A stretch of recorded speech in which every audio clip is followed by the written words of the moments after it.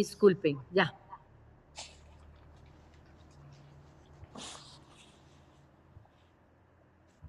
Ok, vamos a empezar con la actividad de hoy.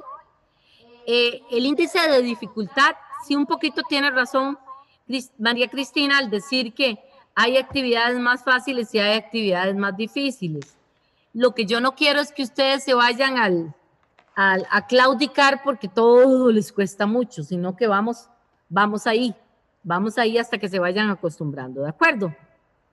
Ok, aquí vamos a encontrar unos desplegables y tenemos que, de estos desplegables vamos a encontrar cuál corresponde a este cubo, el 1, el A, el B, el C o el D.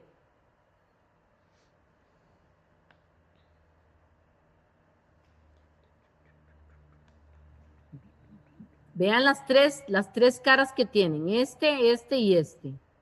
¿Cuál de todos los desplegables corresponde a este cubo?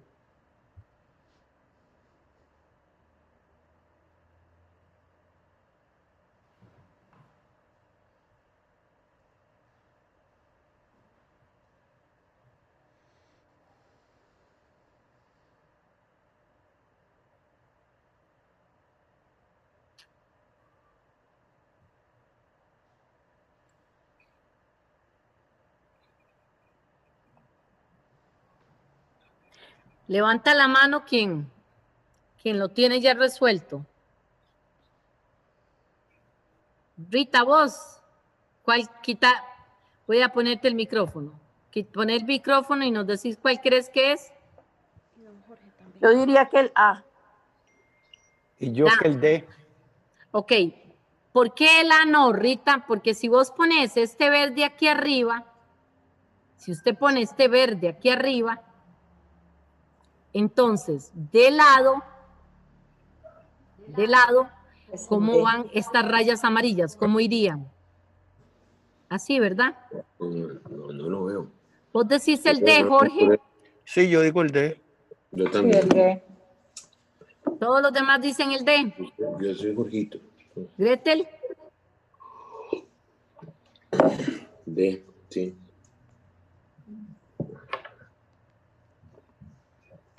Bueno, vamos a pasar. La respuesta correcta es el D. Muy bien. Ok, pasamos. Atención, concentración y percepción visual. Encuentra el símbolo que no está repetido.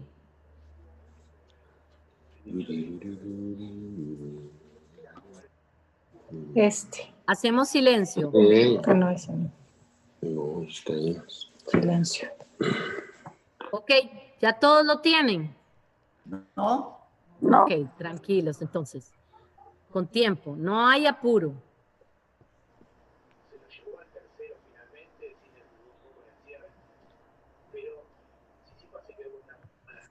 Ya.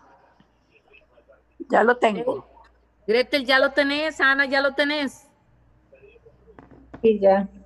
Ok, la respuesta correcta es Estrella. la La estrella estrella. de David. Ajá. La Digo que yo no se es de David. repetía, ¿verdad? Era el que no se repetía. Sí. ¿Listos? Ajá. Completa las casillas Ay, sí. con números del 1 al 9 sin repetirlos, teniendo en cuenta que se deben verificar los resultados indicados en las filas y en las columnas. ¿Qué, por qué, más qué da 24? Del 1 al 9 sin repetir números. ¿Qué? ¿Por qué? Más qué. ¿Qué, por qué, más qué da 13? ¿Qué, por qué más 4 da 14?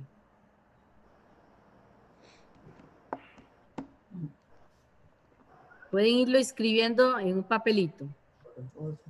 Sí, hay que escribirlo. No se les olvide que tiene que tomar en cuenta que este que está aquí por este menos este da 3. Que este que está aquí más este da 13. Que este por este más 4 da 52. O sea que tienen que seguir los de la derecha, así como los de abajo.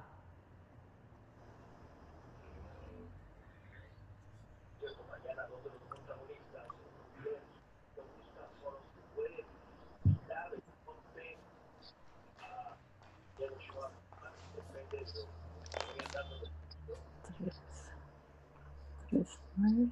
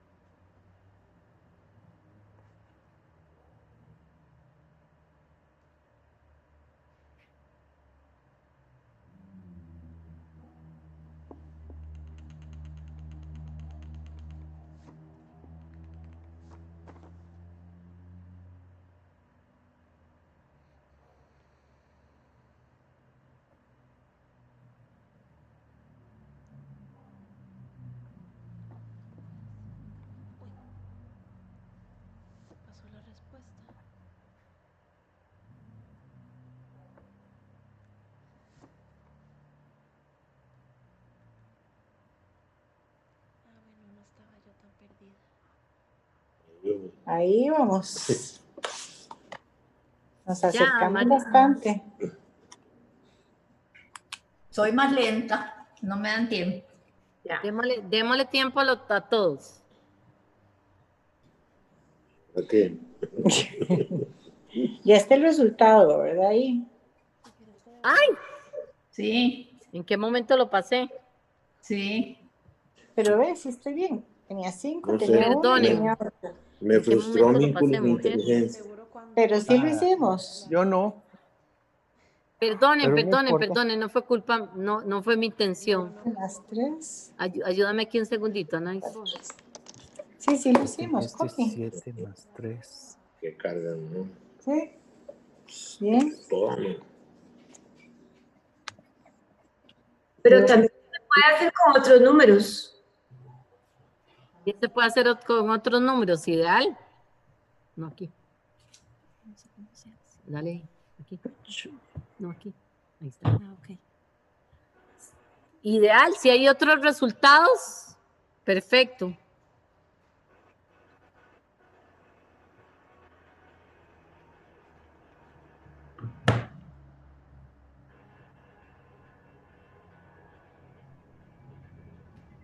Es que se me perdió María Cristina y...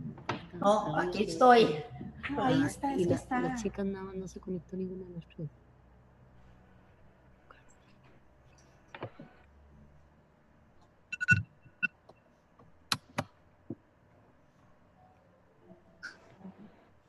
Ok, listo. Les voy a poner la próxima, entonces. Sí. Aquí lo que tenemos que hacer es colocar los números. Uy. Ay, carambas. Uy, Jenny. Otra vez, estoy fatal. No, es que el mouse es peor. Ayúdame a regresarme. Es que Estoy es fatal. muy sensible. Sí, está... Tenemos que dejarlo así. No sé por qué no salgo. Sí, ya. Ok, aquí tenemos que colocar los números de 1, 2, 3, 4 y 5 en un tablero como el de la imagen, con la condición de que dos números consecutivos no estén juntos. Este es fácil, del 1 al 5, pero no podemos poner los consecutivos uno a la par del otro.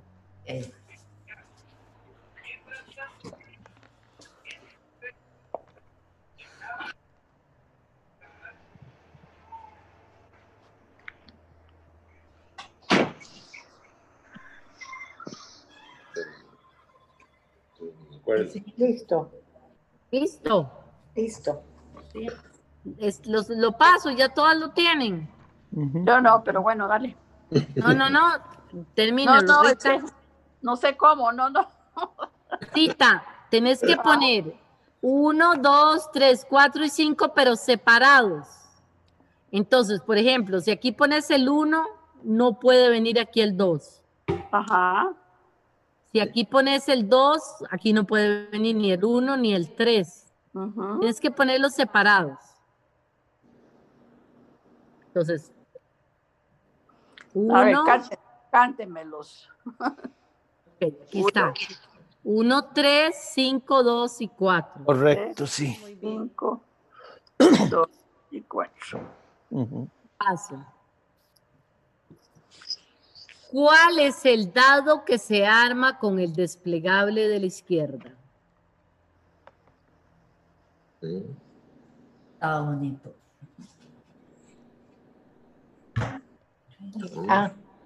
¿Cómo? ¿Cuál es el dado? ¿El A, B, C o D? Que se arma si cerramos este desplegable. Si lo juntamos todo, ¿cuál se abre? ¿Cuál es el dado que da? El A. El B. Si fuera el A, aquí no podrían haber dos. A la par del... Que están a la parte del 5. Pueden haber dos, pero no Sí, pueden sí estar pueden en haber ese dos. sentido, pero no en ese sentido, tendría que ser en el otro. Ah, bueno, ¿Están a sí, la par porque del si no, 5? entonces el 3 iría de este otro lado. ¿Sí? Ujú.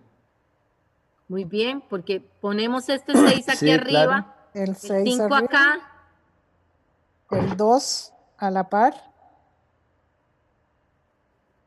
Pueden dar por ahí. y el 3, ¿dónde lo ponen? Sí, no, atrás, sí.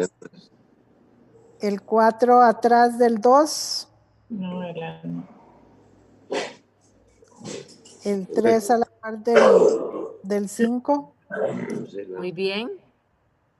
y el 1 en el fondo. Ok, vamos a ver, lo paso. Dale.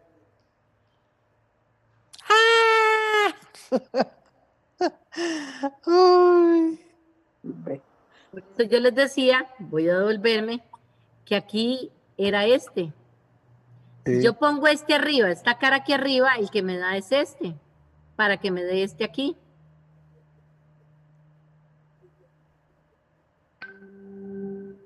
Entonces tiene que ser este porque aquí son 3, no son 2. Vean, este 3 viene aquí. Ay, espérate, ¿por qué me dio el 1 aquí? Es 1, 6. Con el 4. Con el 4 y los otros por el otro lado. Ok, es el B. El B. Ok, pasamos.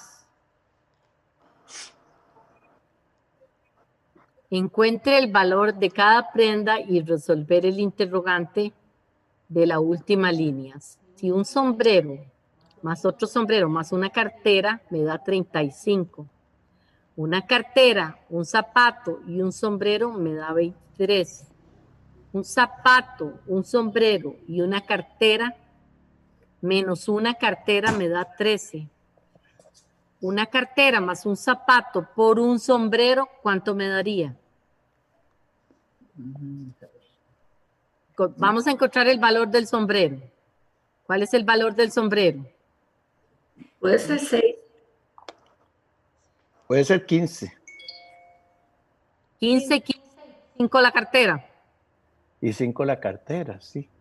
Ok, entonces aquí, 5 la cartera, 15 el zapato son 20, perdón, 15 el sombrero, 5 la cartera, 15 el sombrero, entonces el zapato Así es. valdría 20, 3. 3. Ahora aquí nos sale, sí, porque aquí 3. tenemos los 3 elementos, 3 más 15, 18. 18 menos 5, 13. 18 menos 5, 13, sí. 13, exacto.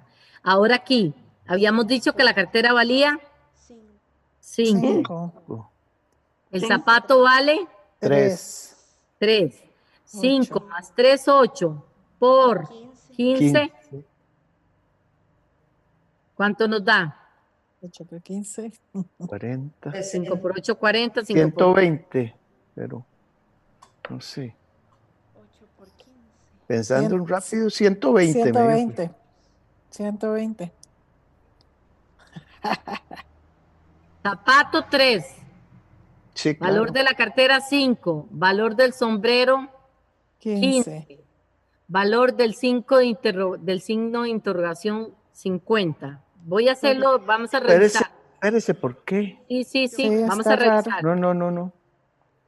Todos anoten ahí. El valor del sombrero 15, sí.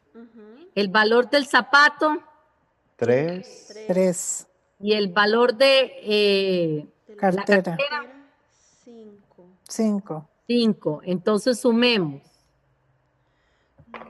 3 Más 5, 8.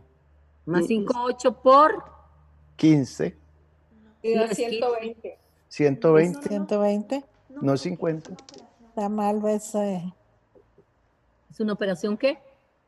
Está mala la operación. La primera, el sombrero está bien, el sombrero es a 15. 15 más 15 son 30, más la cartera 5 son 35.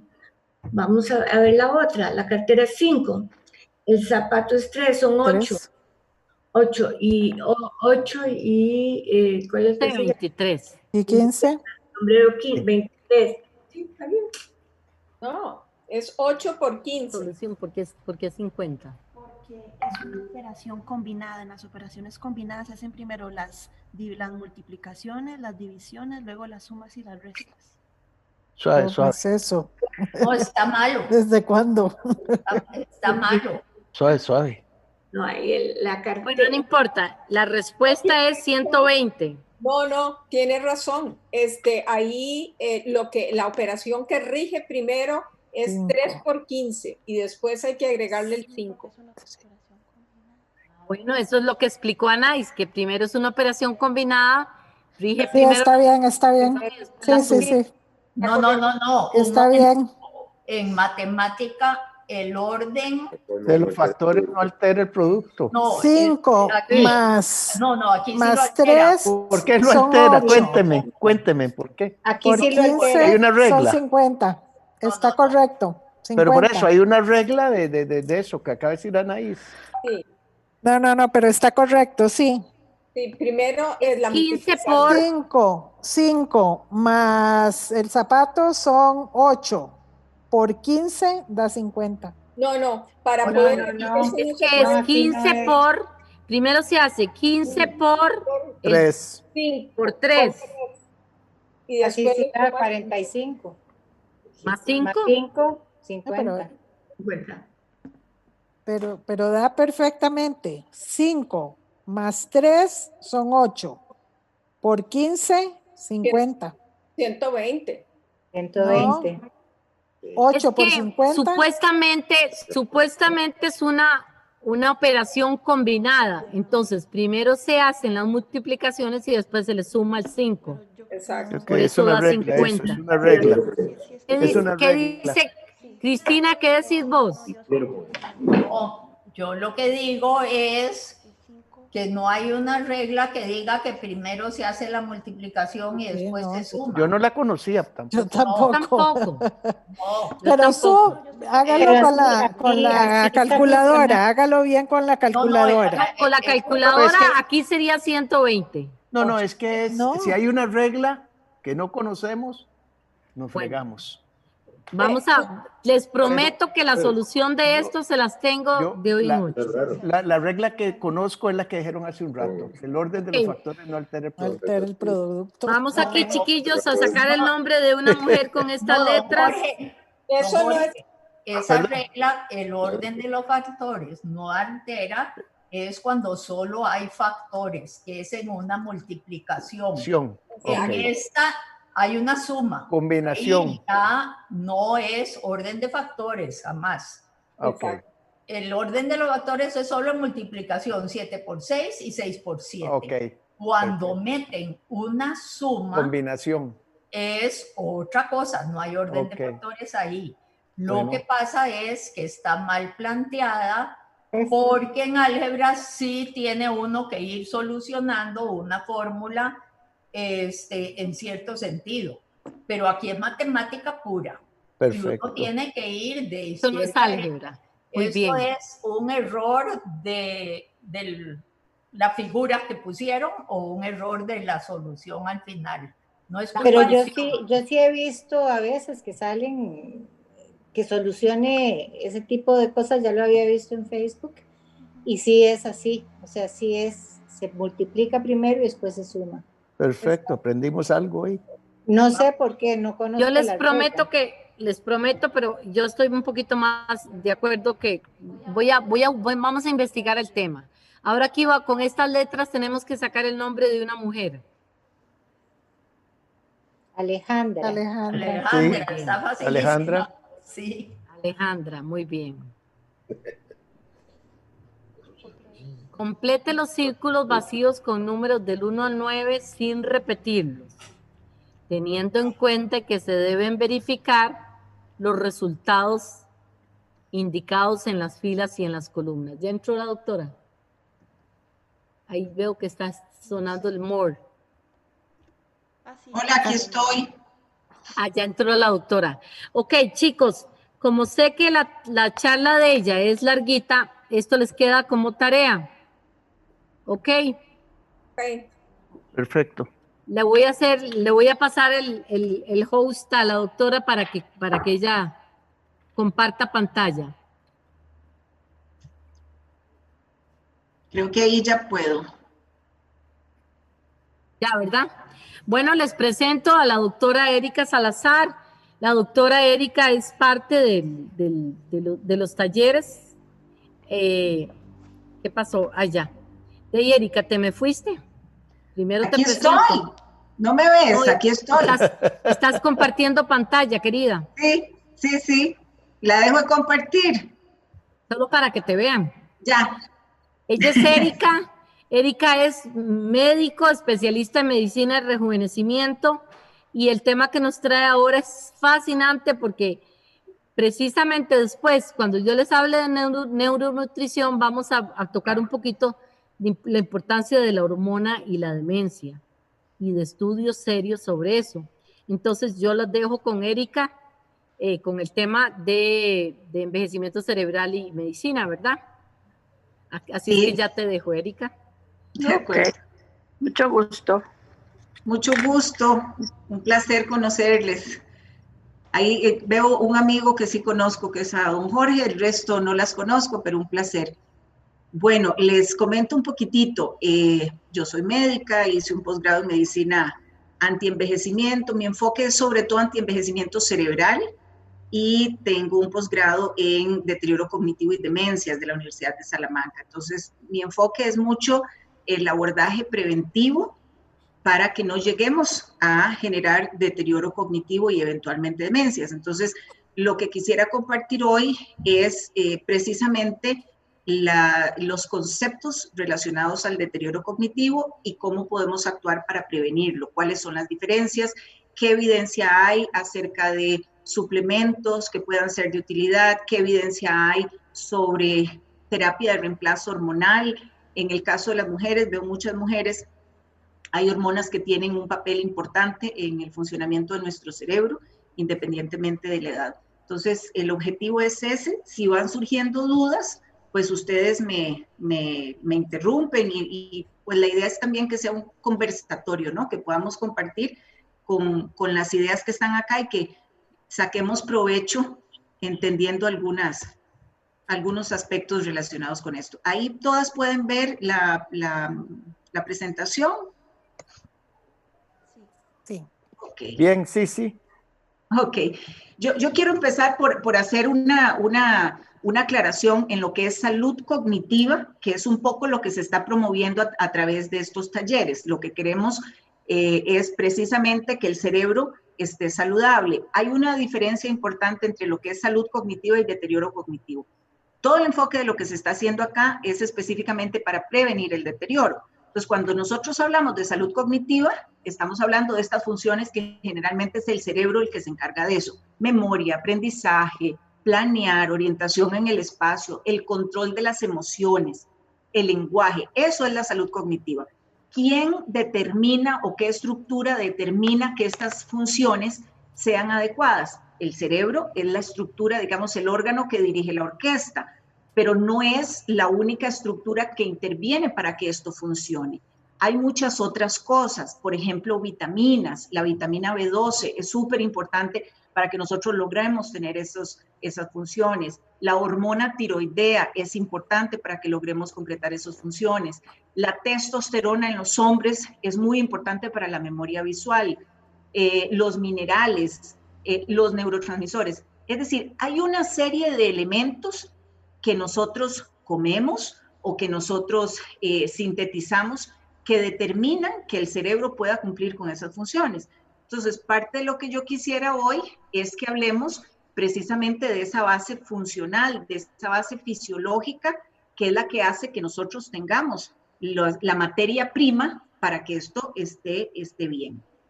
Cuando hablamos de deterioro, es porque hay alteraciones en esas funciones. Entonces, los olvidos quizás son los más famosos y los que más le preocupan a la gente, ¿verdad? Pero el olvido no es el único síntoma relacionado con deterioro cognitivo. Muchas veces se presenta más falta de atención o dificultad para prestar atención antes que el problema de memoria.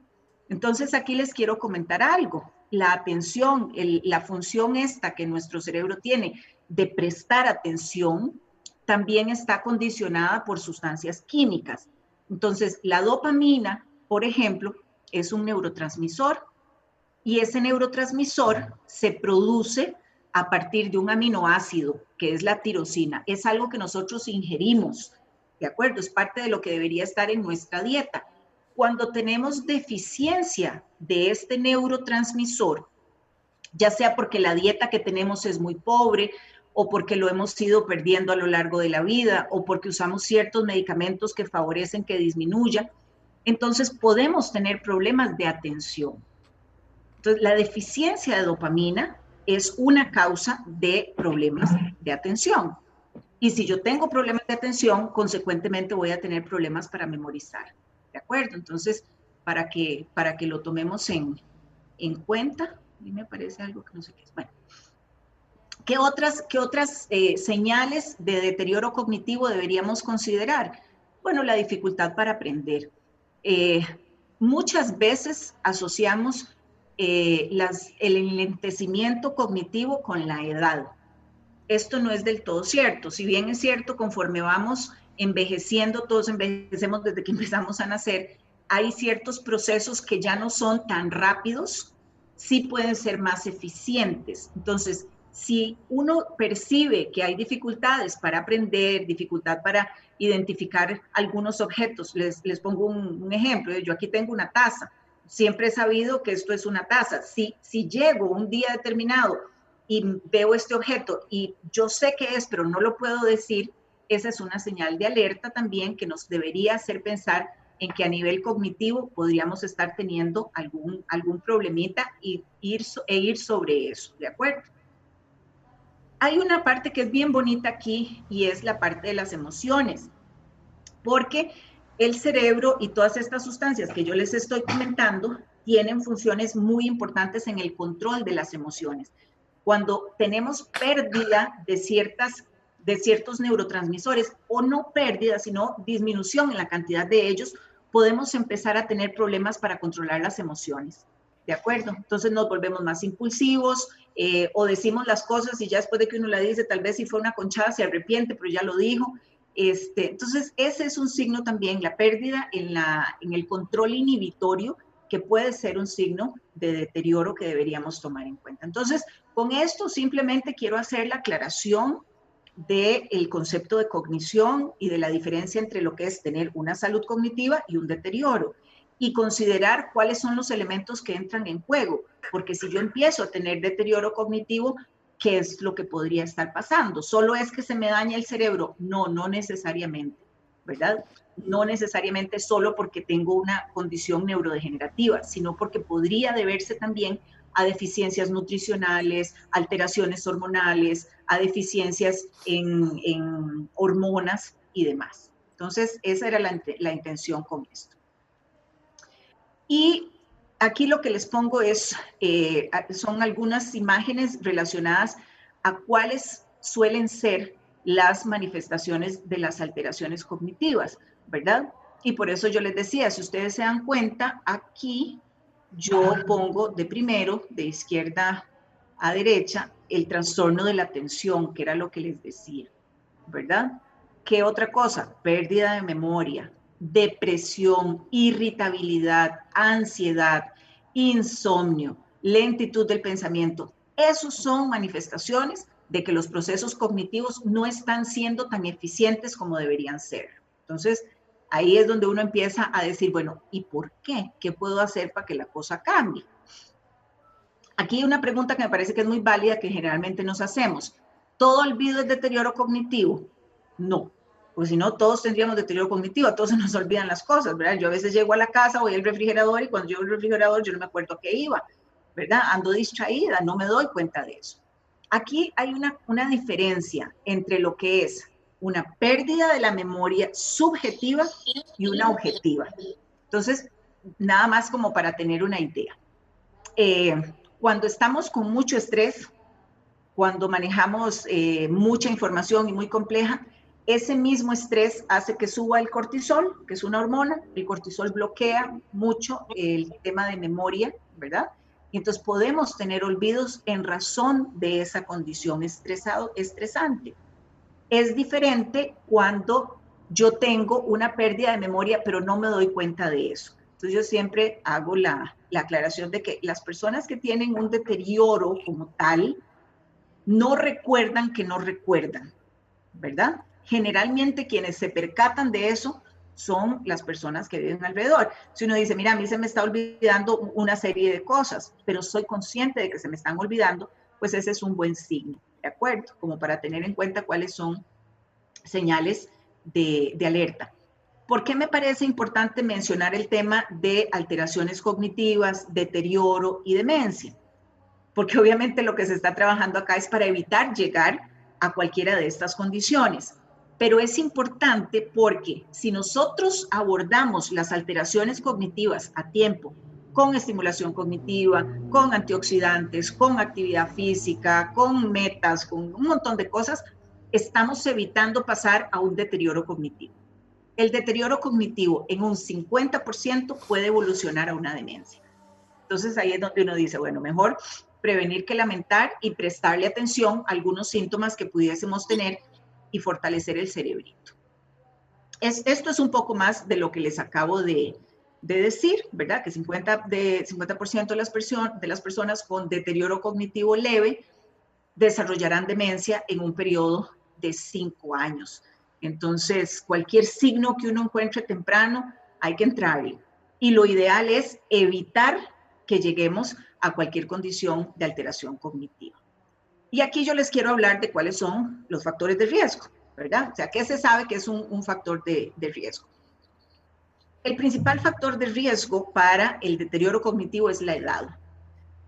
Esto no significa que todas las personas cuando envejecemos vamos a desarrollar deterioro cognitivo. Eso no es cierto, ¿verdad? Para nada. Sí es normal que conforme vamos envejeciendo, algunos procesos sean más lentos, ¿verdad? Puede ser que yo sea más lenta en procesar alguna información, pero no significa que no pueda hacerlo. Entonces, la edad sí es un factor de riesgo. Entonces, conforme uno va avanzando en la vida, si somos conscientes de eso, con más razón, actuamos tempranamente para evitar ser personas relacionadas con esto. Ahí esta imagen les presenta un poquito de datos epidemiológicos y vean que se supone que de los 65 a los 74 años, 3% de las personas pueden desarrollar deterioro cognitivo. Entre los 75 a los 84, el 18.7%, y cuando ya tenemos más de 85 años, hasta un 47%. ¿Qué puedo hacer para evitar eso? Bueno, eso es parte de lo que estamos hablando, entrenamiento cognitivo, actividad física y demás. Es decir, esto no es una sentencia, la idea es que sepamos hacia dónde vamos y lo evitemos. Aquí yo les pongo algunos factores de riesgo que están documentados para deterioro cognitivo y demencia específicamente. Y arranco con el tema de hormonas, porque en nosotras las mujeres el tema de hormonas tiene un impacto enorme en la salud del cerebro. Y esto muchas veces, es decir, las hormonas siempre van a estar presentes a lo largo de nuestra vida. Llega un periodo en donde estamos en la menopausia y hacemos ese cambio en la cantidad de hormonas que andan circulando en nuestra sangre.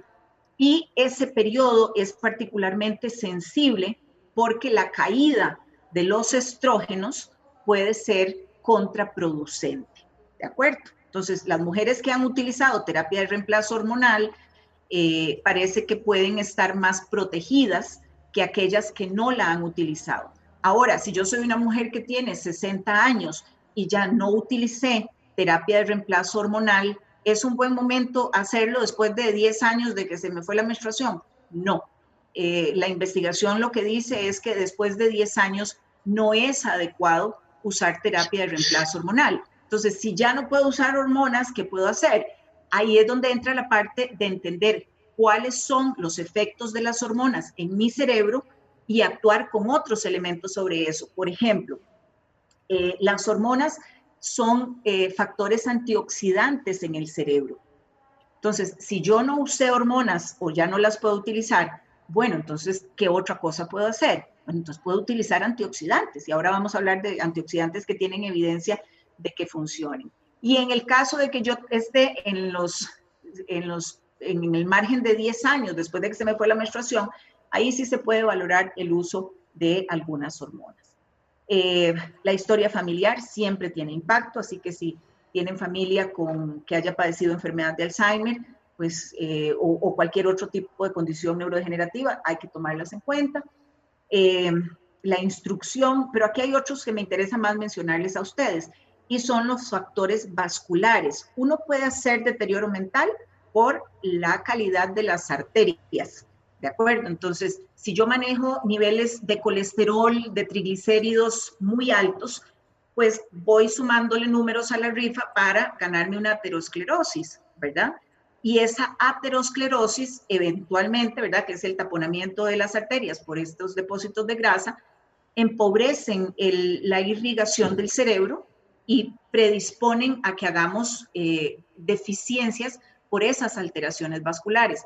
Por eso es que así como uno entrena el cerebro, ¿verdad?, con todos estos ejercicios que estarán ustedes realizando, también hay que ver esa otra parte, ¿verdad? O sea, el cuidado del cerebro, la parte de mantener el cerebro joven, y más que joven yo diría saludable, tiene que ver también con el cuidado que hacemos de ciertos factores de la salud. Y ahí uno que está muy claro es el nivel de lípidos.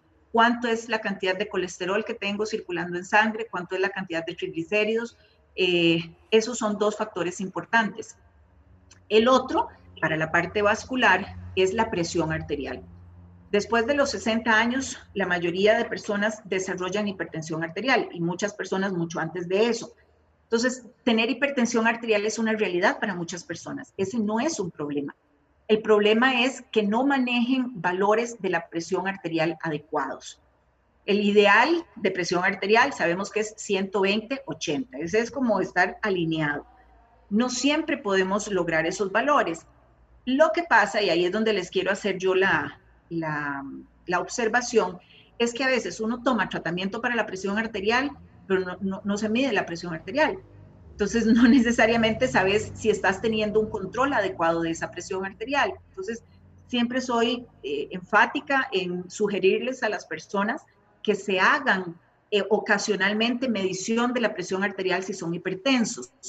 Si tengo 140/90, no, pero no está mal, no está mal, pero no es el valor adecuado. Entre más altos sean los valores de presión arterial, más riesgo de daño vascular a mi cerebro.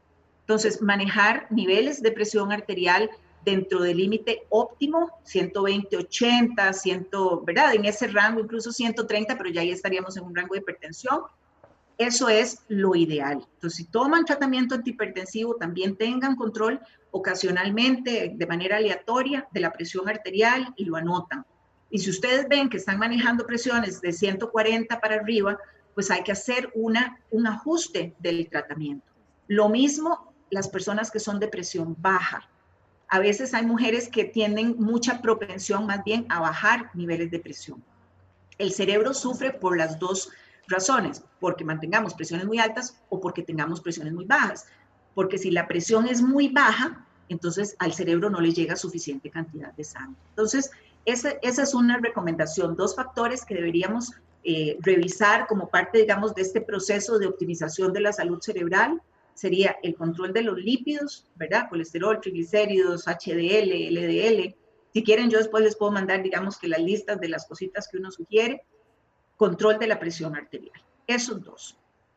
La otra parte, pues, es el sedentarismo, ¿verdad? El sedentarismo es jodido por muchas razones, pero una de ellas es porque produce inflamación sistémica. Las personas que son sedentarias tienen muchísima más inflamación generalizada. ¿De acuerdo? Las células no se movilizan casi y eso produce inflamación. Y la inflamación daña el cerebro. ¿De acuerdo? Entonces, ¿cómo puedo medir el nivel de inflamación que tengo? Hay un estudio que se llama proteína C reactiva, que se hace en sangre y uno lo puede utilizar tanto para medir riesgo cardiovascular como para medir inflamación. ¿De acuerdo? Entonces, ahí se los recomiendo. Y pues la obesidad, ¿verdad? La obesidad también es un factor de riesgo vascular. ¿Qué otros aspectos pueden representar un riesgo para mi salud cerebral? las deficiencias de ciertas vitaminas. A veces los médicos no le dan mucha pelota a las vitaminas, pero últimamente hay todo un movimiento interesante que apuesta por el uso de vitaminas. Específicamente, vitaminas del complejo B tienen una función muy importante en el cerebro porque reducen la formación de homocisteína. Entonces, la homocisteína es una sustancia que si está en valores muy altos puede envejecer más tempranamente el cerebro. ¿Yo puedo saber cuánta homocisteína tengo? Sí, se hace un examen en sangre. Y entonces, si ya tenemos más de 8, lo ideal es menos de 6. Si tengo 8, 10, 12, 16 de homocisteína, ese es una alerta que me hace pensar que tengo que bajar esos niveles de homocisteína. ¿Cómo logro eso? Generalmente es con vitaminas del complejo B, tan simple como eso. Entonces, tomarlo en cuenta para que si tenemos una ingesta reducida de vitaminas, hagamos la medición también, ¿verdad? Yo siempre les recomiendo a la gente, hágase mediciones, hágase un examen de sangre, todo esto se puede hacer en sangre, y entonces uno puede ver qué deficiencias existen a nivel fisiológico que pueden tener un impacto en mi salud cerebral. Porque si bien es cierto, yo puedo entrenar mucho mi cerebro con la parte de actividad cognitiva, que así es, también podría estar incurriendo en un pecado de dejar de ver otra área, ¿verdad? Lo entreno, pero no sé si mi B12 está deficiente, si mi B6 está deficiente, si tengo mucha homocisteína. Entonces, como recomendación, eso se puede hacer. Otras vitaminas que se saben que cuando están deficientes pueden producir alteraciones a nivel cerebral son vitamina C, vitamina E, omega 3, ¿verdad? Ahí puse vino, nada más para mencionarles, porque se ha visto que la ingesta moderada de vino tiene un efecto antioxidante importante. Entonces, eso no es que yo les esté recomendando a ustedes tomar vino, porque no cae nada mal y puede favorecer mucho el efecto antioxidante en el cerebro. ¿Qué otro aspecto es un factor de riesgo para mi deterioro cognitivo? Los problemas de sueño, ¿de acuerdo? Entonces, los problemas de sueño son bien frecuentes, pero bien frecuentes. El sueño, cuando se altera, produce un desorden bien significativo en todas las hormonas, incluso en los niveles de insulina. Les comento, hay un estudio muy bonito de Harvard en donde indujeron falta de sueño en un grupo de muchachos jóvenes, los pusieron a que durmieran solo 4 horas y les medían el nivel de insulina y lo comparaban con el de personas diabéticas.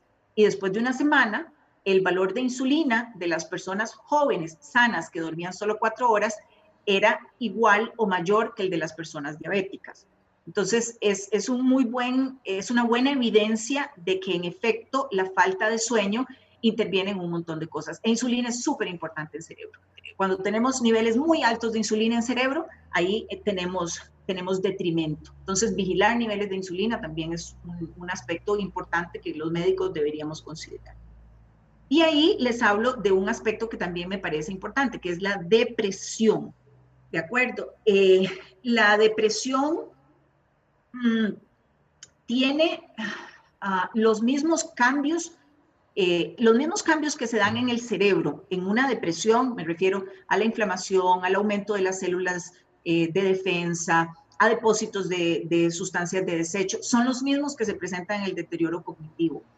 Entonces, se piensa hoy en día que la depresión puede ser, hay un autor muy interesante que dice que él considera que la depresión podría ser como un síntoma temprano del deterioro cognitivo.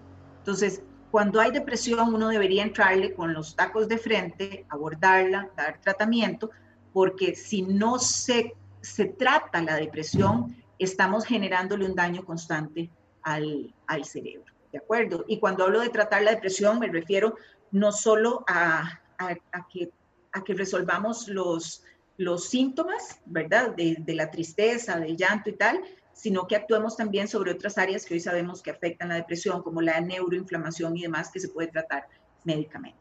Y el último factor de riesgo, que yo lo pongo en amarillo porque es de los más importantes, es el estrés crónico. El estrés es un mal necesario porque nos permite un montón de, nos permite hacer cosas, nos permite adaptarnos, pero si ese estrés se mantiene a lo largo del tiempo, empieza a dañar cerebro. El estrés crónico disminuye el tamaño del hipocampo, que es el área del cerebro que está relacionada con la memoria y con el aprendizaje. En nosotros los adultos, el funcionamiento de nuestro cerebro y nuestra neuroplasticidad, esa capacidad que tiene el cerebro de adaptarse, de transformarse, que es maravillosa, depende también de lo que se llama neurogénesis, que es la formación de nuevas neuronas, y esto ocurre en áreas específicas del cerebro. El estrés crónico inhibe la neurogénesis. Entonces es bien importante el tema de estrés crónico, porque uno no va a quitarse el estrés de encima, difícilmente, pero entonces uno debería buscar mecanismos para gestionar ese estrés, tanto biológicamente como conductualmente. ¿De acuerdo? Para que lo tomemos en cuenta. ¿Cuándo prevenir? ¿Verdad? Pues lo ideal es cuando no hay síntomas, ¿verdad? Así como están haciendo ustedes en este momento que dicen, bueno, no, vamos a entrarle a toda esta parte para prevenir un deterioro. Ese es el mejor momento para prevenir. Cuando no tenemos síntomas, cuando nos sentimos bien, cuando estamos sanos, cuando no hay alteraciones que sean realmente significativas. Eso es lo ideal, ¿de acuerdo? Yo ya estoy hablando de lo ideal. Pero también deberíamos actuar en el momento que aparecen algunos síntomas, como que olvidos frecuentes, dificultad para orientarme en qué lugar estoy, dificultad para tomar decisiones, que sean repetidas, ¿verdad? Porque una cosa es que se me olvide algo ocasionalmente y otra cosa es que constantemente mis familiares, mis compañeros de trabajo o la persona que está cerca mío me dice, mira, es que eso ya me lo dijiste, se te olvidó tal cosa. Ahí es donde uno tiene que prestarle atención. ¿Por qué es tan importante esto? Me refiero a esto de darle pelota a esas manifestaciones. Se considera que una vez que se instauran síntomas de alteraciones cognitivas, ya el daño o la alteración neurológica, estructural, ¿verdad? En el cerebro, inició de 10 a 25 años antes, ¿verdad? Entonces, por eso es que entre más temprano uno empiece a estimular el cerebro, más efectos positivos genera, ¿de acuerdo? Imaginen ustedes, de 10, yo ahí puse 10 años, hay alguna literatura que dice que hasta 25 años antes de tener un síntoma, el cerebro ya empezó a tener alteraciones estructurales. Entonces, como yo no sé si tengo esa alteración, a menos de que me hiciera resonancia con emisión de positrones y un montón de cosas ahí que son complejas, caras y demás, ¿cómo hago para saberlo? Es complicado, es muy complicado. Entonces, ¿cuál sería la propuesta más sencilla? Empiece a proteger su cerebro desde temprano. ¿Cómo lo protejo? Medicación, suplementos, ahora vamos a hablar de eso. Actividad física, control de la presión arterial y entrenamiento cognitivo, que es lo que se ha visto que funciona súper bien, que es sobre la línea que están trabajando ustedes con doña Jenny. Yo aquí voy a hablar de la parte preventiva desde mi foco, ¿verdad? Desde mi enfoque como médico. Hay obviamente un tema de estilo de vida, ¿verdad? En donde uno sabe que el fumado es dañino por una serie de elementos. El sedentarismo es dañino, pero yo aquí les menciono el tema de salud emocional, que es súper importante. Yo les decía, la depresión se considera incluso como un pródromo, ¿verdad? Un síntoma temprano de un deterioro cognitivo, ¿de acuerdo? Entonces, ¿cuáles son las condiciones emocionales en las que estoy? A veces tenemos situaciones de familia que son complejas y tal. Pues eso hay que analizarlo también y valorar si uno tiene que vivir toda la vida con ciertas condiciones y cómo irle buscando solución, porque puede ser a la postre una condición muy seria. Aquí hablo de la otra parte que les decía, que es el balance fisiológico. Yo puedo lograr restablecer el balance fisiológico, pero para hacer eso tengo que descubrir cuál es el desbalance, ¿verdad? Y para hacer eso me tengo que hacer exámenes de sangre. Generalmente son exámenes de sangre, algunos estudios se pueden hacer en saliva, pero bueno, Ahí yo les hablo, por ejemplo, de niveles hormonales. ¿Cuáles hormonas se sabe que intervienen en el cerebro? Tiroidea, ¿de acuerdo? La hormona tiroidea, entonces uno se hace TSH y puede valorar cómo está. IGF-1 es la medición que hacemos para valorar hormona de crecimiento.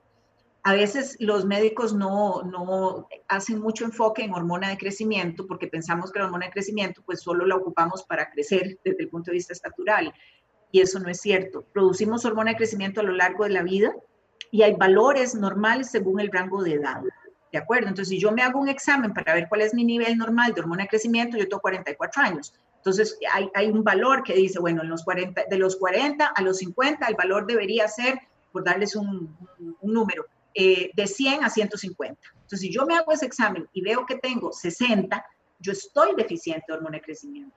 Y esa hormona tiene implicaciones importantes a nivel de mi cerebro. Entonces, es una hormona que también debería medirse. En mujeres y en hombres, los niveles de cortisol, ¿verdad? Que el cortisol es una hormona, son importantes. Cuando estamos con estrés crónico, ¿verdad? El cortisol nos juega pasadas, entonces puede estar muy alto, en cuyo caso vamos a tener lagunazos, o puede estar muy bajo, en cuyo caso, además de que vamos a tener problemas de memoria, vamos a tener también problemas para aprender, porque nos cuesta muchísimo retener. Nosotros necesitamos cierta cantidad de cortisol para generar memoria también, ¿verdad? Entonces es una hormona que tiene un rango relativamente estrecho en el cual deberíamos manejarnos. ¿Qué otras hormonas? Dependiendo de la edad, hay una hormona que es importantísima, que es testosterona, aplica para hombres y aplica para mujeres. Yo mencionaría esas en ese momento. En mujeres que están en el periodo de transición a la menopausia, sin duda hay que medir estrógenos, hay que medir progesterona. Y en las mujeres que ya pasaron la menopausia, pero usan terapia de reemplazo hormonal, también deberían medirse porque todas esas intervienen en vitaminas que estén relacionadas con la parte cognitiva y cerebral. B12 es la que lleva, digamos, que la batuta. La B12 puede alterarse, puede disminuirse su absorción cuando las personas ingieren metformina, ¿verdad? La metformina o el Yanumed, hay un montón de medicamentos que contienen metformina que se utilizan para controlar la diabetes o la resistencia a la insulina.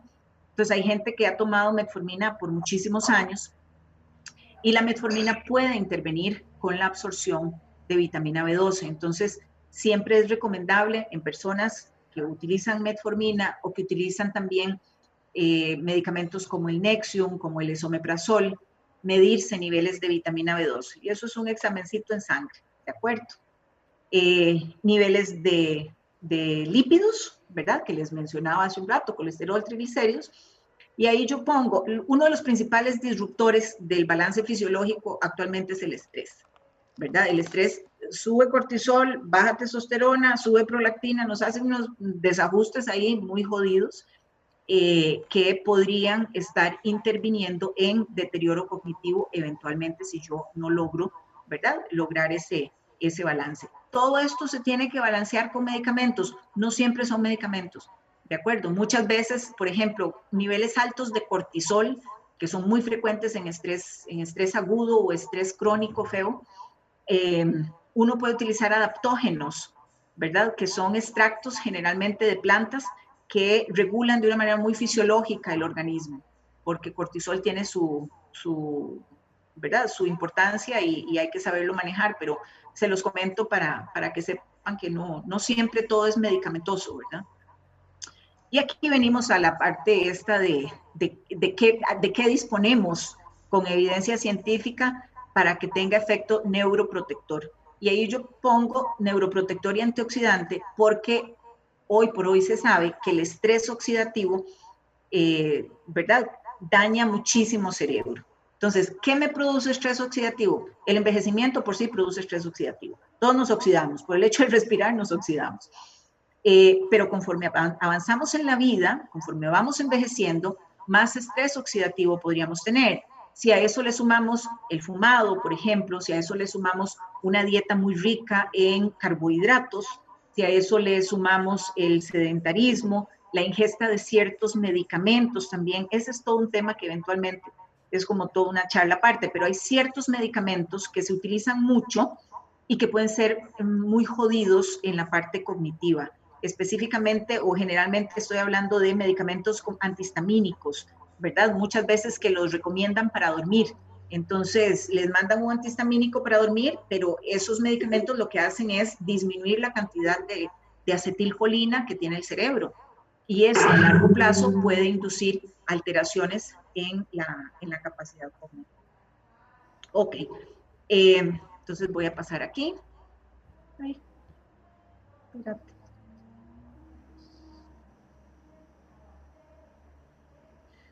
Ok, entonces yo hice una selección de aquellos suplementos que hoy por hoy sabemos que tienen evidencia científica, porque uno se va a una macrobiótica y hace fiesta, ¿verdad? Y encuentra un montón de cosas y se supone que todo es bueno para un montón de cosas. Y realmente no es así. Entonces escogí aquellos que tienen evidencia y me parece importante mencionarles la melatonina. Disculpen un segundo.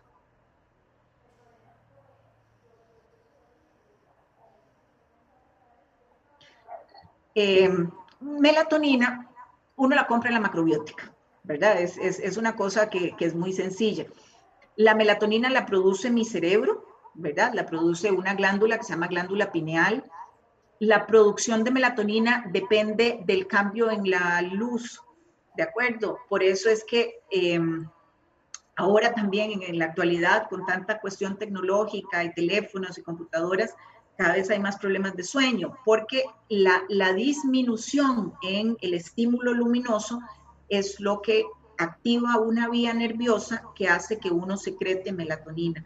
Entonces, de ahí que a veces entre más tarde apaguemos el celular o el teléfono o la computadora, eso puede hacer que empecemos a tener alteraciones en la producción de melatonina.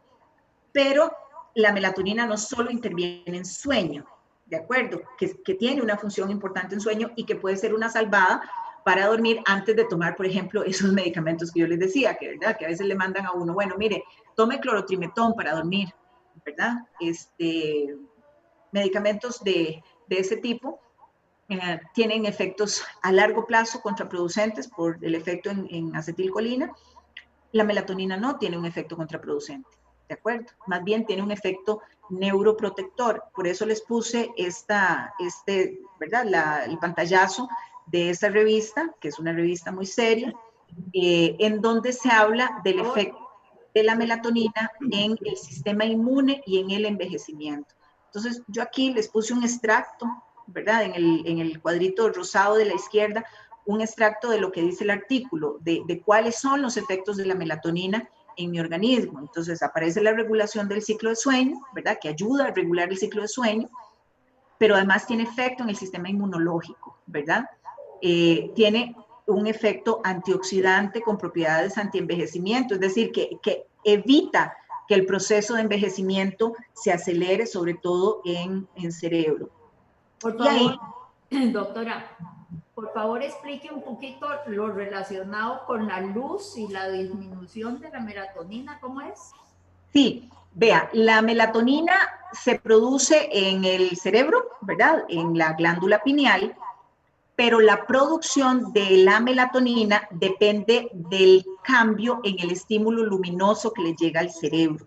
Entonces, nosotros tenemos, ¿verdad? A nivel de la retina, una serie de sensores que cuando la luz, ¿verdad?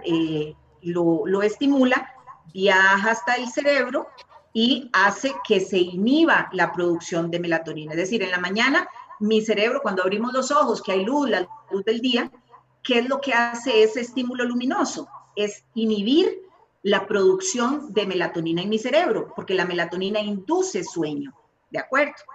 Conforme va avanzando el día, a lo largo del día, disminuye el estímulo luminoso, ¿verdad? Técnicamente.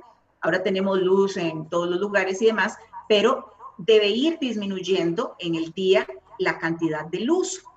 Esa disminución en la cantidad de luz, otra vez viaja a través de esta vía que se llama sistema activador ascendente llega a la glándula pineal y le dice, bueno, ahora sí, produzca melatonina porque ya el estímulo luminoso le está diciendo al cerebro que lo haga.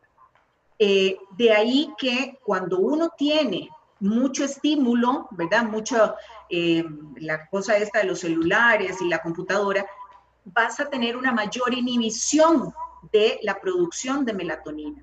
Por eso es que ahora hasta los celulares vienen, han visto, con ese modo nocturno que uno lo puede activar y a cierta hora te baja el estímulo luminoso. No sé si lo han visto, la mayoría de los celulares lo tienen.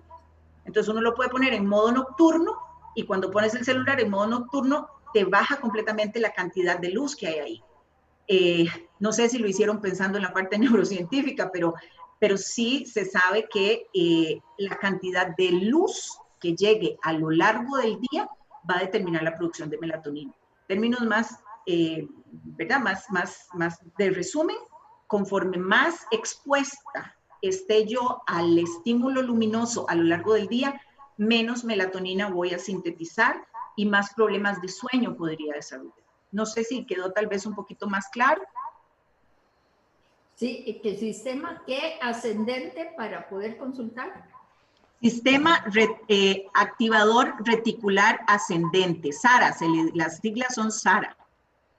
Sistema activador reticular ascendente, así se llama.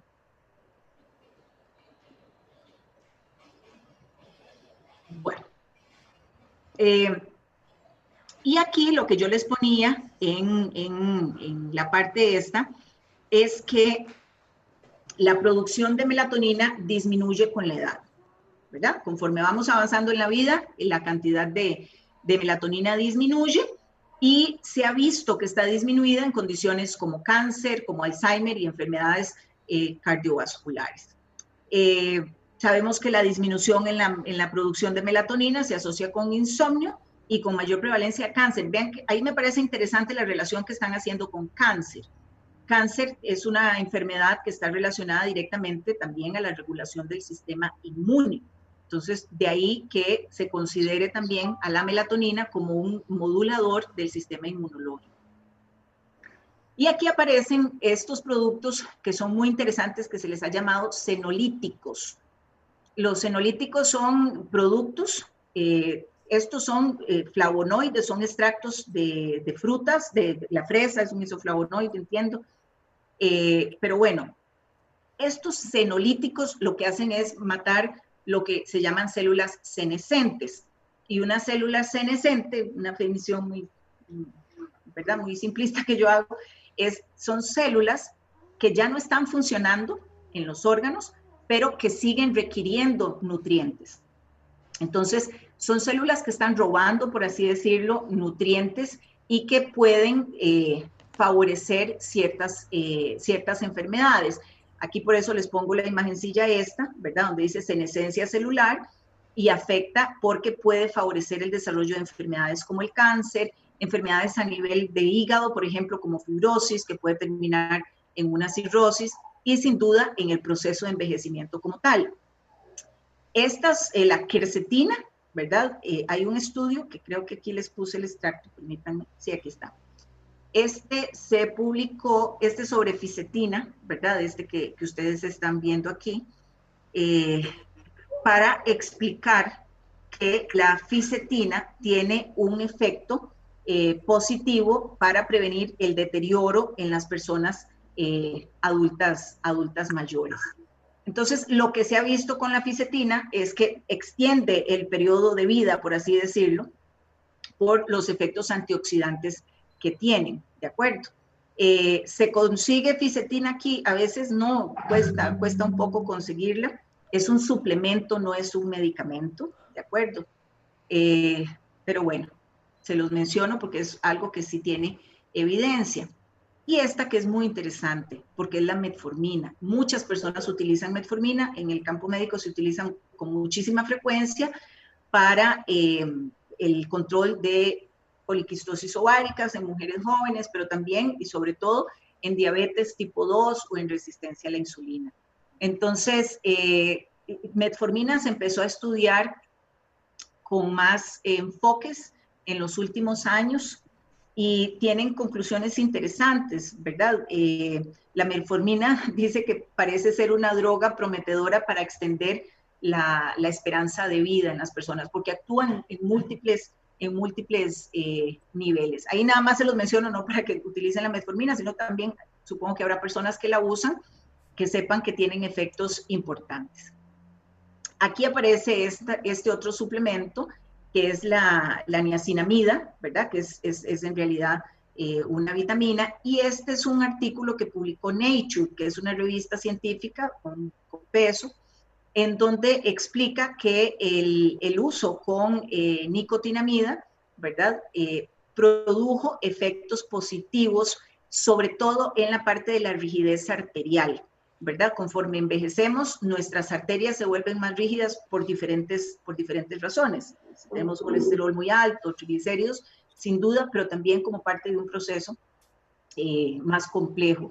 Entonces, lo que este estudio menciona es que se utilizaron dosis, y fue un estudio que se hizo en personas, se utilizaron dosis de 1000 miligramos por día, por 6 semanas, y lo que mostró es que el uso de niacinamida produce aumentos en estos otros elementos, NAD+, NAD y ATP, ¿verdad? Sabemos que el ATP es la energía, por así decirlo, que necesitan nuestras células, y lo que se concluye, digamos, el efecto bueno al final de esto es un efecto en la disminución de la rigidez de las arterias, ¿verdad? Hay enfermedades no solo que afectan al cerebro, sino al corazón, como los infartos, ¿verdad? O sea, la enfermedad cardíaca que puede producir infartos se asocia a esta incapacidad o disminución de la capacidad de expansión de las arterias.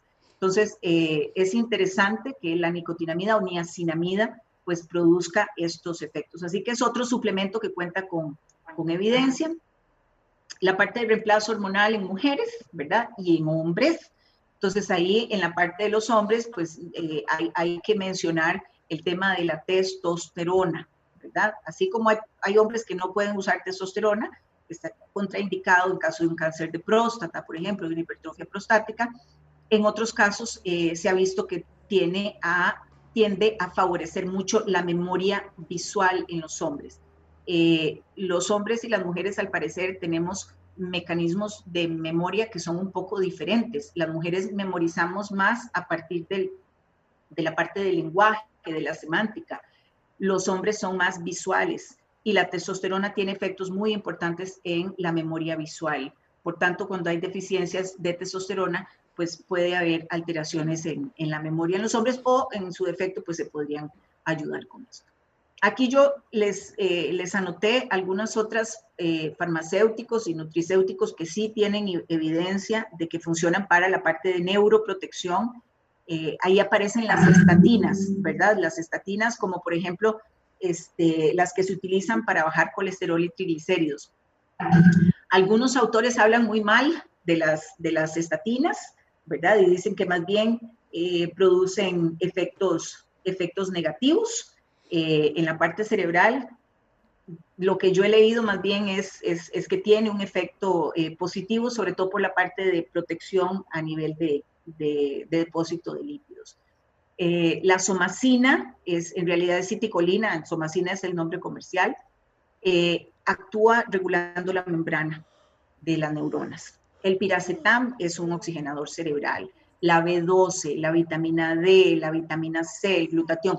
Les pongo todo esto para que ustedes tengan también elementos de consideración a la hora de seleccionar si así va a ser algún tipo de suplemento, ¿verdad? Que sea para uso de protección cerebral. Ay, no, otra vez.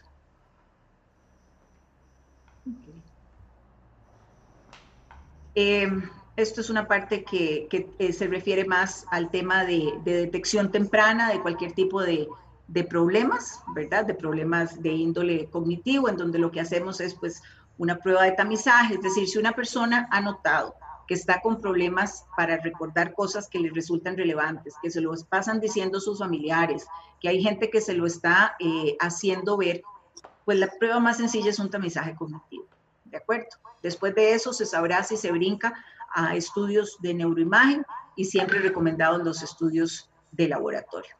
Y aquí ya para terminar, lo que yo tengo son algunas recomendaciones para la parte de salud cognitiva bajo el enfoque que yo conozco, y pues entra la parte de actividad física, ¿verdad? O sea, 30 minuticos de caminata, así sea, favorecen la neuroplasticidad. El cerebro es súper agradecido. Entonces uno está sedentario, no hace nada, pero se pone a caminar 30 minutos y eso favorece la neuroplasticidad. La dieta mediterránea, que es la que tiene evidencia de funcionar muy bien para neuroprotección. Y vuelvo a mencionar el tema de la copita de vino, ¿verdad? Que se ha visto que es buena. Hay un extracto que es el resveratrol, quizá alguna de ustedes lo conocen o lo han usado. El resveratrol se extrae de la uva y tiene un efecto antioxidante muy importante. Es también un excelente neuroprotector, el resveratrol. Pero ustedes escogen si toman el resveratrol o la copita de vino. Ok.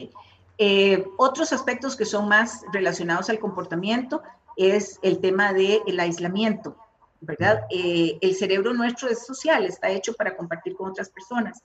Entonces, si nosotros tenemos contacto social, el cerebro libera oxitocina, ¿verdad? Que es una hormona que todos la producimos. En el caso de las mujeres tiene funciones muy importantes durante el parto, durante la lactancia, pero la oxitocina es una hormona que se ha visto que está relacionada al estrés, no en la parte mala, sino que cuando estamos muy estresados, el contacto social, el contacto con personas, favorece que secretemos oxitocina. La oxitocina actúa en áreas del cerebro que tienen que ver con la socialización, produce sensación de bienestar, de confianza, pero además tiene efectos cardiovasculares, tiene receptores en corazón, tiene receptores en arterias, entonces tiene un efecto positivo para esa parte. ¿Por qué uno esto? Porque el contacto con otras personas favorece la secreción de oxitocina y ahí viene toda esa otra, ¿verdad?, concatenación. ¿Qué otra recomendación? Suplementación con antioxidantes y neuroprotectores que ustedes sepan que tiene, ¿verdad?, una buena fundamentación y que pueden ser de utilidad. Control de la presión arterial, control de los lípidos, ¿verdad?, los triglicéridos. No, mira, está un poquillo alto, pero cada vez que se hace el examen está un poquillo alto y está un poquillo alto, ¿verdad? Entonces, bueno, ahí hay que prestar atención. El control del sueño, ¿verdad? Saber que cada persona tiene una cantidad de horas de sueño que generalmente son las que le funcionan. Hay gente que me dice, bueno, es que yo duermo 6 horas y estoy perfectamente bien. Bueno, enhorabuena. Hay otras personas que necesitan dormir 8 o 9 horas. Se supone que uno debería dormir entre 7 y 8 horas. Conforme vamos envejeciendo, la cantidad de sueño que tenemos es menor, pero es diferente que tengamos que dormir menos a tener problemas en donde nos acostamos y nos despertamos a las 3 de la mañana, a las 2 de la mañana y ya no nos dormimos más. Hay estudios bonitos que hablan sobre que la somnolencia como tal, no solo la falta de sueño en la noche, sino el estado de somnolencia es un estado que se considera nocivo para el cerebro. El tema de la salud emocional, yo ahí les puse caritas a los que me parece que son como más significativos en cuanto a ponerles atención. Los trastornos de depresión y los trastornos de ansiedad, si están presentes, deben tratarse. Existe una condición que me parece interesante, que es la pseudodemencia depresiva, en donde los estados depresivos se comportan como si una persona tuviera una demencia, ¿verdad? Vean qué importante puede ser y cuánto puede afectar, que llega a producir alteraciones en la memoria, en la orientación, en muchas cosas significativas. Balance fisiológico, ¿verdad? Que era lo que habíamos hablado, con hormonas, vitaminas, neurotransmisores, que uno pueda utilizar, digamos, los precursores de estos elementos para tener una buena salud. Y el último tema, que es sobre lo que ustedes están trabajando y sobre lo que es este programa, que es específicamente mantener la estimulación cognitiva. Y ahí yo ya para terminar vuelvo a poner el famoso estrés para que lo tomemos en cuenta.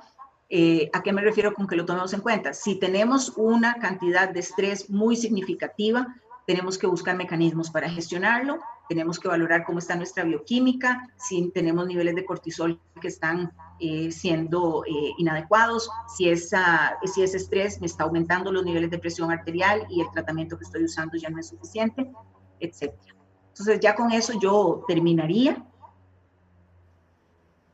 Esa es la presentación y me gustaría saber si tienen alguna duda o algún comentario. Yo tengo una dudita con la melatonina. Vení. O sea, siendo tan importante la melatonina y viendo que conforme avanza uno en edad, se va decreciendo la producción, ¿es bueno tomar melatonina como suplemento? Se sostiene. Sí, es un buen suplemento, ¿de acuerdo? Sobre todo porque no produce mayores efectos secundarios, es bastante inocua. Yo la recomiendo, ¿verdad? Eso varía mucho de un profesional a otro. Yo sí recomiendo la melatonina como una suplementación, ¿de acuerdo? Me parece que es mejor líquida que en pastilla. Hay de las dos presentaciones, se pueden conseguir en diferentes lugares. Pero en efecto, la melatonina, si uno piensa, digamos, en una batería de suplementos, yo creo que la melatonina debería estar metida ahí. La única tal vez cuestión importante mencionar con melatonina es que si se usan dosis muy altas, la melatonina puede inducir pesadillas o sueños muy vívidos, ¿verdad? Entonces hay gente que dice, bueno, es que me tomé, no sé, 50 miligramos de melatonina, eso es un bombazo. Entonces puede inducir pesadillas. Pero normalmente uno usa dosis de 6 miligramos, 3 miligramos. Hay pastillitas que normalmente vienen en presentación de 3 miligramos. Dependiendo de lo que uno quiera hacer, será que se tome 3 o 6. Es decir, si usted lo que quiere es inducir sueño, generalmente tomamos 6 miligramos de melatonina. O si es en gotitas, pues habría que ver, ¿verdad?, cuál es la concentración para saber cuál. Y también recomiendo entonces, o sea, ¿qué recomendaría usted para la edad nuestra que deberíamos tomar como suplementos? Porque se habló de quercetín. Sí. Ese es importante tomarlo como suplemento. Sí, la quercetina, la fisetina, por los efectos que tienen a nivel vascular, ¿verdad?, y senescente, son dos suplementos importantes y que sí tienen buena evidencia científica. La melatonina es otro de ellos. Como suplemento también el resveratrol o el vino, ¿verdad?, que tiene efectos también protectores. Y ya después uno puede ir sugiriendo dependiendo de cada persona, ¿verdad? En términos generales, para cualquier persona, me parece que esos pueden ser adecuados. Si es una persona que me dice, mire, es que a mí me hicieron un TAC y parece que tengo como un poquito, tengo varios microderrames y tuve un evento de una isquemia cerebral transitoria o qué sé yo, bueno, ahí uno dice, entonces usemos un oxigenador cerebral como el piracetam, ¿verdad? O tuve un trauma craneoencefálico, me caí, me llevé un golpe en la cabeza. Bueno, entonces en ese caso la aciticolina también podría ser de utilidad. Pero en términos de prevención general, con lo que hemos hablado, esos tres a mí me parece que deberían estar como dentro de la lista de los básicos, ¿verdad? 3 o 4, yo diría, el fisetín, la quercetina. La metformina no es aconsejable tomarla. No, la metformina se los mencioné como para que ustedes sepan, ¿verdad? También que tiene una serie de efectos importantes en la parte antienvejecimiento fisiológico, claramente. Pero no es que todos debamos tomar metformina. Hay algunos estudios ahorita que se están haciendo para valorar el uso de metformina en otras condiciones diferentes a la diabetes o a la resistencia a la insulina, pero todavía no, yo no me atrevería a decirles que está indicado para el uso, por ejemplo, preventivo. Y digamos los complejos B, la C, la E, eso sí se puede tomar, a cambiar la dieta para que haya eso en la dieta que ingerimos diariamente. Claro, claro. Vitamina C, yo siempre le recomiendo a la gente, bueno, tener una dieta que sea rica en vitamina C. Lo que pasa es que a veces los alimentos cada vez tienen menos nutrientes, por alguna razón, eso es lo que se dice. Entonces, si uno quiere suplementar con vitamina C, puede hacerlo en una dosis de 3 gramos diarias. Es decir, 1 gramo con el desayuno, 1 gramo con el almuerzo, 1 gramo con la cena, ¿verdad? Ese sería un esquema para personas que no tienen problemas gástricos. A veces la gente que tiene gastritis o algo así le puede caer pesado. Pero si usted no tiene una dieta que sea rica en vitamina C, pues puede utilizar vitamina C chupada, tomada, ¿verdad? Y en casos en donde ya hay deficiencias que son marcadas, pues se recomienda el uso intravenoso. Muchas gracias. Con mucho gusto. No sé si alguien más tiene alguna duda.